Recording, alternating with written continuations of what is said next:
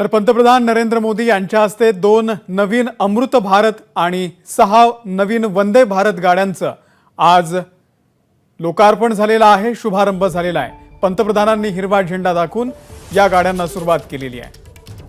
रवी मुंडे या संदर्भातले अपडेट। अमोल, पंतप्रधानांनी ज्याप्रमाणे हिरवा झेंडा दाखवून याचा शुभारंभ केला त्याचप्रमाणे जालन्यामध्ये देखील जालना रेल्वे स्थानकावरती उपमुख्यमंत्री देवेंद्र फडणवीस असतील, केंद्रीय रेल्वे राज्यमंत्री रावसाहेब दानवे असतील, त्यांच्या हस्ते हिरवा झेंडा दाखवून या वंदे भारत एक्सप्रेस ट्रेनचा शुभारंभ करण्यात आला आणि अवघ्या 5 मिनिटांपूर्वी जालना रेल्वे स्थानकावरून ही रेल्वे रवीचा आपल्यापर्यंत आवाज नेमका पोहोचत नाहीये, परंतु